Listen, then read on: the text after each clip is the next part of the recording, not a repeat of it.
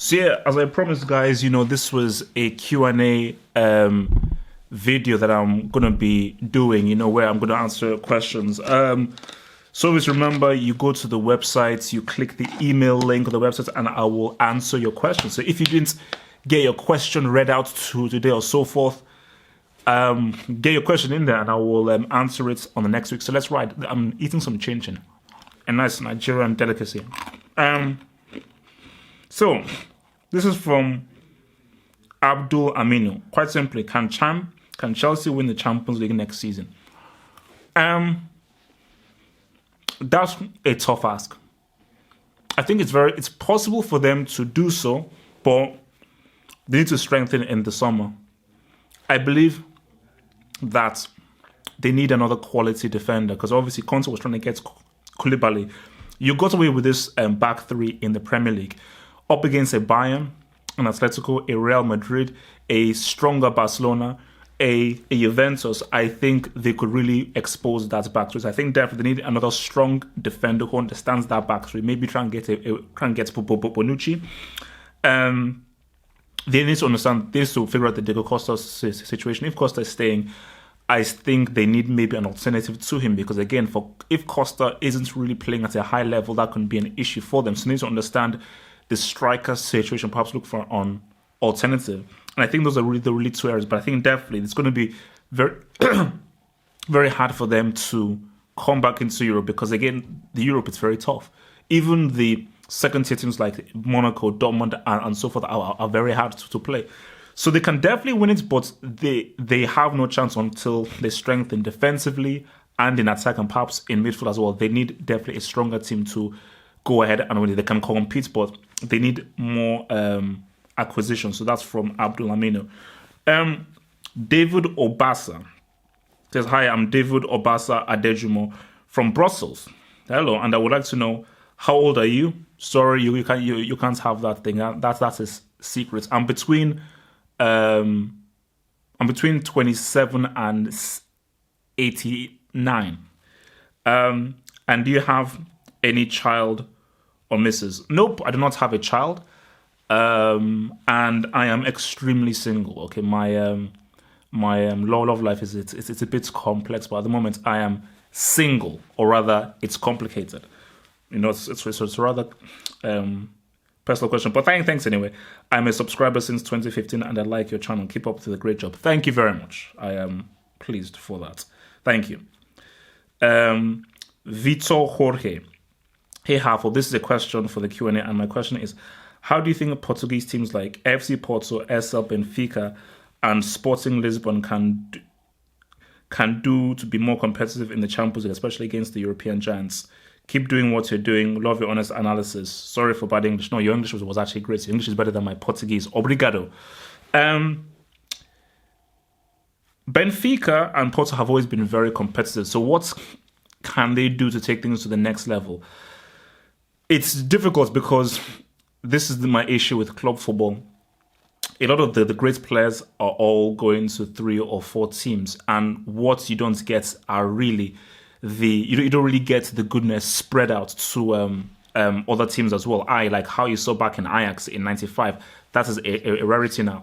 But what they have to do is, I think, look at the Monaco framework. But again, you look at Monaco, are they going to keep Mbappe? But you look at the Monaco framework, and I think what they have to do is team, and scouting. Those are the two key things. And when I say team, I think coaching.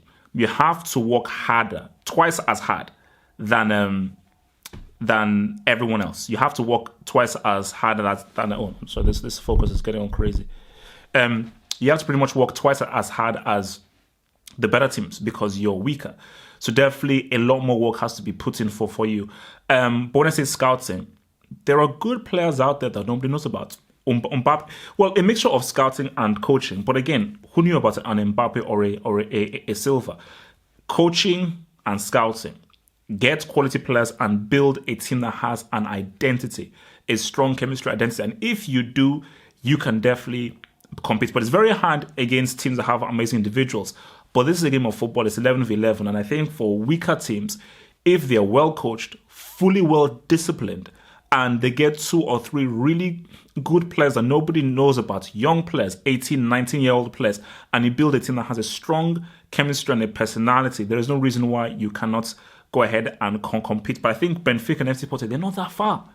Whenever you play FC Porto, they don't thrash them. So I just think that for FC Porto and Benfica, what they need to do is maybe be a lot more physical in their play, offer much more physicality whenever they play against the better teams. And if they can do that, then perhaps they can really get to that level where they can really begin to really compete against those guys. But I think it's hard. It is hard, but I just do believe that with the proper coaching and the youth academy that can produce an Mbappe, that can produce a Lewandowski, a Götze, there is definitely hope that, not the team with the better players don't always win. They don't always win. They are favorites, but they don't always win. If you're well coached, you're well organized, look at what Greece did in 2004. Look at what Monaco have done. But I just do believe that, it's very hard, but it is doable if you create a team that every player is on the same wavelength, same understanding, and they have that gem that you've scouted that nobody knows about. But yeah, excellent question then by Vitor Jorge. Badar Shakir. Okay, I think it's quite a long one, so I'll try and get to it. Hello, I hope you're well. My name is Bara Abdul Jabbar, and I have been watching your videos when I was a student in the UK, and I'm still watching your videos when I went back to my home country of Jordan. Thank you very much.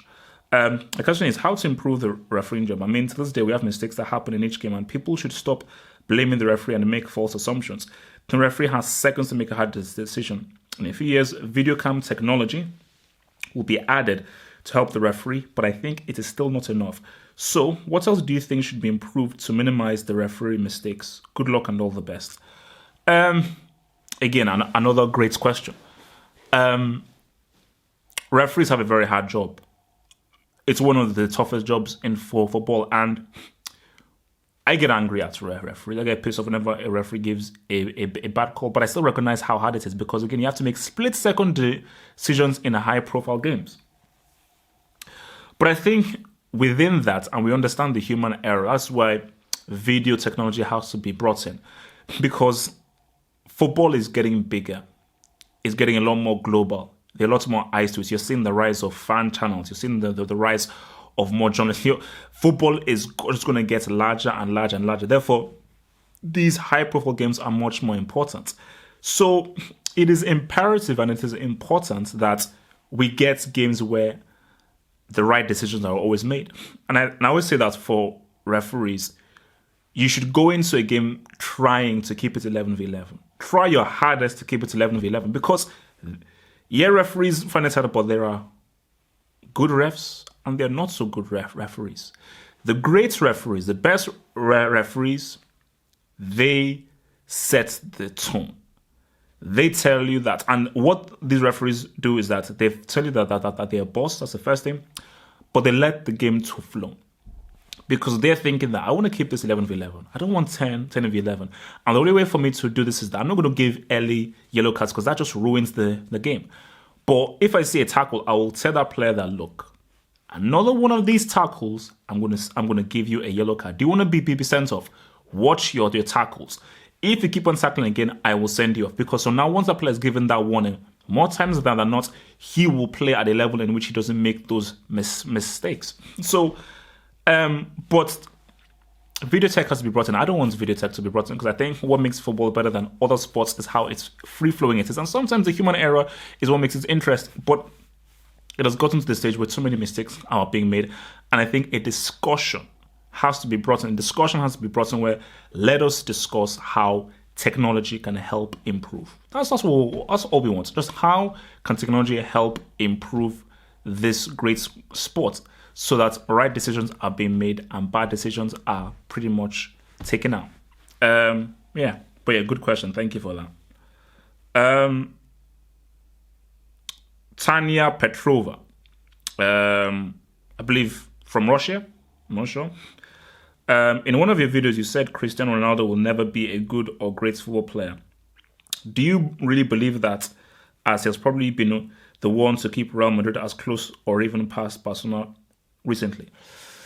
So this goes back to, again, thank you for your question, Tanya, but this goes back to something that I've said many times before, and I will reiterate my points.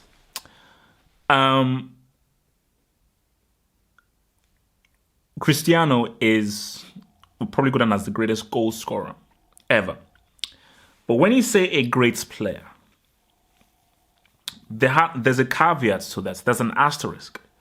Because when I think of a great football player, I think of something more all-rounded. So when we look at a great offensive player, you need to give me how you assist, how you dribble, how you cross, what you do over 90 minutes, how involved you are, how influential you are over 90 minutes. And Cristiano just doesn't do enough over 90 minutes to call him just that great football player, full stop. But as far as goal scoring, which is a particular important aspect of football, he's great at it. And I do believe in that discernment. Also, others won't agree. People say, no, a great goal scorer is a great football player. But in my view, a great goal scorer is a great goal scorer, not necessarily a great football player in the rounded sense of the word. But 100%, I mean, Cristiano has to go down as one of the greatest to ever play for Real Madrid. He has to. Because of how many times he's helped Real Madrid and how much he has shown up. So for 100%, he has definitely been a crucial purchase for Real Madrid, and he will definitely go down in the history books as easily one of the greatest players that Real Madrid has ever had. And he is still writing himself in the history books, because if Cristiano can help Real Madrid be the first team to defend their league in the to defend their title in the Champions League era and win the La Liga, I mean, again, man, you'll just have to bow down and say, look, man, this guy has done great things for Real Madrid. Thanks for that question. Jacob Carmichael. What up, Double H? Been rocking with you since 2012 when you had around 100 subs. Yeah, I remember that. Crazy to see you're almost at 5K now and a million views. Massive congrats, bro. Anyway, my questions are, what's your favorite type of music? Who is your favorite artist? And do you have a favorite album? Lots of love, brother. Jake from Oval Way. Thank you very much. And that's a cool question. I have many different types of music, but let's list my favorites. I like movie soundtracks, 90s rap, early 90s grunge music, some rock, and some 90s pop. Some bits of 90s pop. So I'm pretty much all around there, but I think definitely the music that I listen to the most, really, definitely between movie soundtracks, 90s rap, and grunge music from the early 90s, from the Seattle area. Favorite artist? As of right now, because that's so hard, but as of right now, definitely a mix of Michael Jackson, Black Mike, and Soundgarden. Those are probably the two artists that I listen to the most. But I mean, you've got Rage Against the Machine, early Pearl Jam, Tribe Called Quest. I'm very much into what Kendrick Lamar is doing right now. Pharoah Monch is my favorite rapper of all time. KRS-One. So there's a lot of stuff in there, But yeah, those are the ones I listen to the most, really. Soundgarden, Michael Jackson, and a bit of Rage Against the Machine. And obviously, look, Pharoah Monch, I mean, Internal Affairs, that's one of my favorite things. And favorite album, again, it's tough. I think I have to, it's a mix. It's a mix of Soundgarden, Super Unknown, Off the Wall, Michael Jackson, Rage Against the Machine, their first album, and Evil Empire, and Tribe Called Quest's Beats, Rhymes, and Life. Those are really but if you had to force me to say favorite albums, so the album I've listened to the most, as of right now, the lesson that I'm listening to the most, as of most listens, has to probably be Super Unknown, Soundgarden. That's the one I listen to the most. But then followed very closely by Off the Wall, Michael Jackson, very closely. Oops.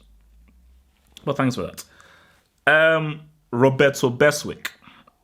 Hi, Halfhope. Hope this gets in the Q&A. But do you think Mandzukic deserves to get taken out of the Brick Academy? I think he does, because he has been fantastic, and that left wing position is really working out for him. And anyway, keep making awesome vids. Well, I do believe that Mandzukic isn't in the Brick Academy anymore, and yes, he was definitely in the Brick Academy at a point because he was crap. He was playing like a damn brick, but he has been a superb left winger. Because when I heard that he was playing left wing, I was like, Zukic left wing?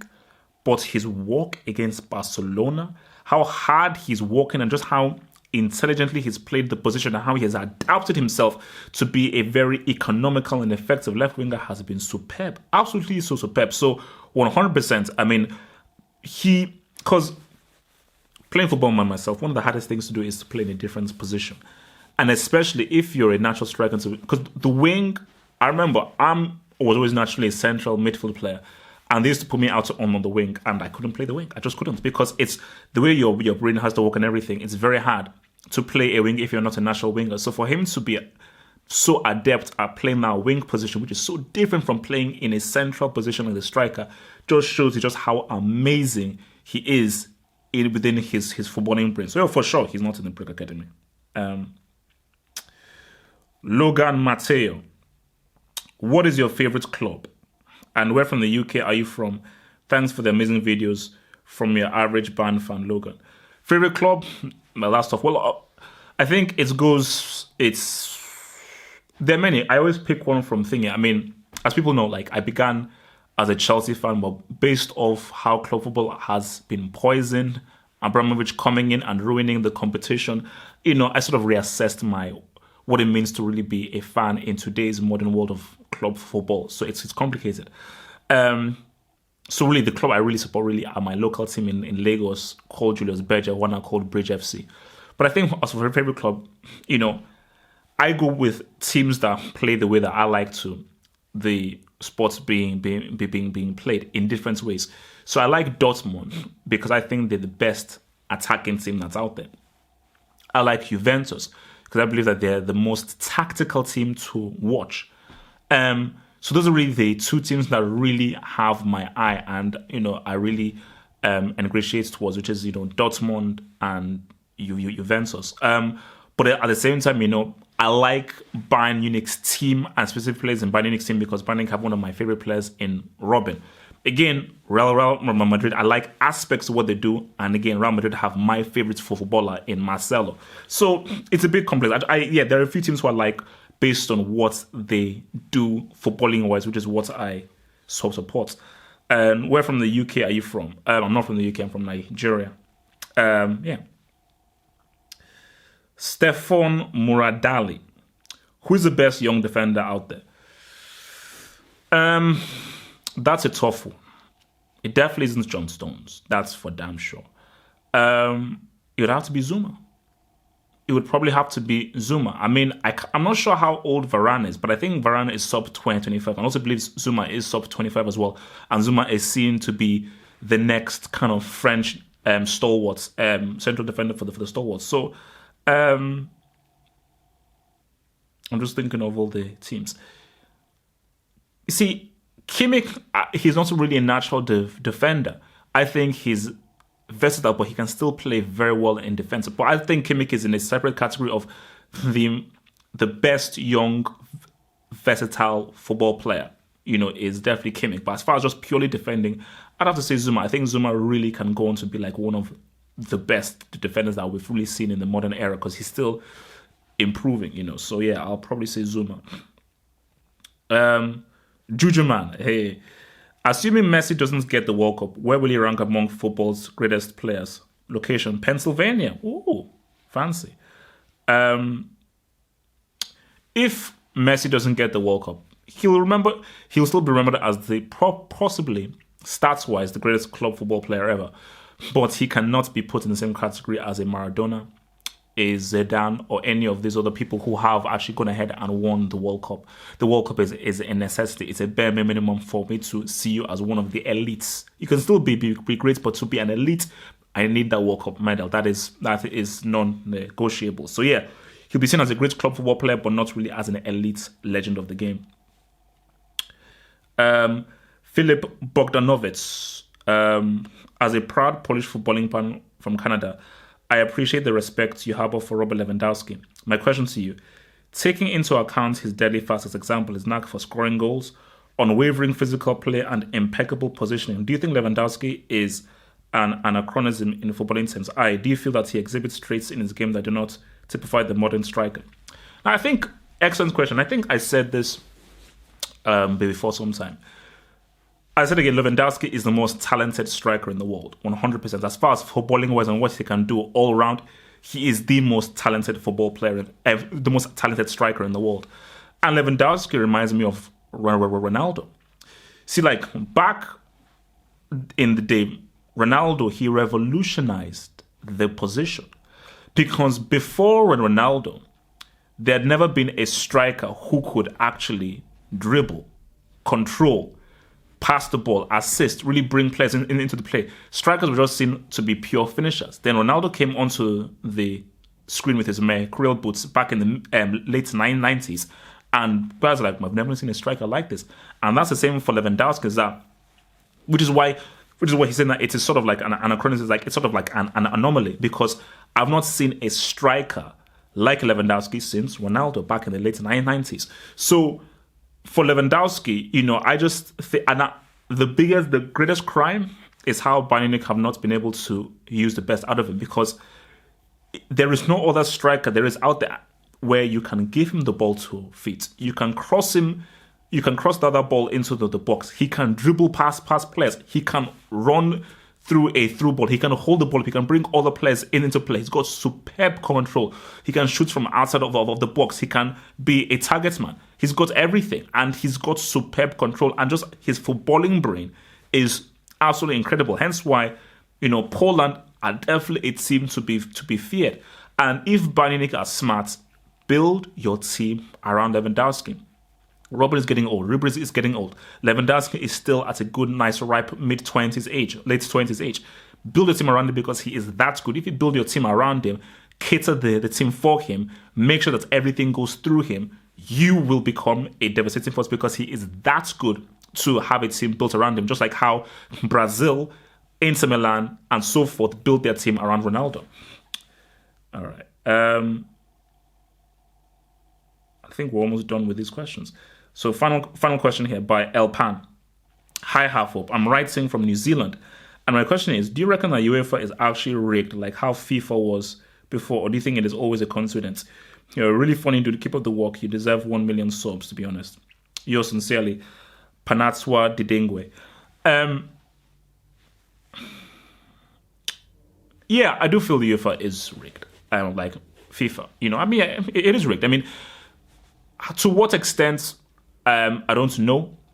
It's not like if this is like Berlusconi who's running things, because Berlusconi is a walking rigging machine, But I do believe that UEFA favor teams, That's just, it's not even a secret, UEFA has always favored Barcelona, and UEFA has always favored Spanish teams based off the kind of influence that the Spanish have over the people who work for UEFA. That has always been the case. And whenever you get, and this goes to life. It's a thing of life. So it's not like, it's such a shocking thing. In life, whenever there is an institution which has many eyeballs and is very important, people will try to rig it. People will try to influence it. And it just, that's just natural. That's just natural human behavior. That when there's so much importance riding on things and there's money to be made and there are people who will benefit from things, you will see rigging being done because there are people who will benefit off rigging things. And it is what it is. And all you have to do is just hope that it doesn't really become too extreme. But that being said, though, I thought that the Champions League would get rigged. And would try and have a thing of like them wanting an Atletico Real Madrid final. But the fact that it wasn't, and we have a Madrid derby in the semi-final, shows that maybe there's a light at the end of the tunnel, because you have this new UEFA president, Chefrin, who wants to actually take UEFA to the new plateau, away from the Platini era and so forth. So maybe there is a light at the end of that dark tunnel. Guys, it's been swell. Remember, if you want to I will do another Q&A next Friday. So maybe I'll try and do this as a weekly thing. So if you want your question read, head to the website halfhopefootballhot.com. Top left-hand corner of the screen, click email. Email me that thing and I will read out your question and I will answer it next Friday in the next Q&A. Guys, peace and thank you for the support. Mucho gracias. E caro eshe.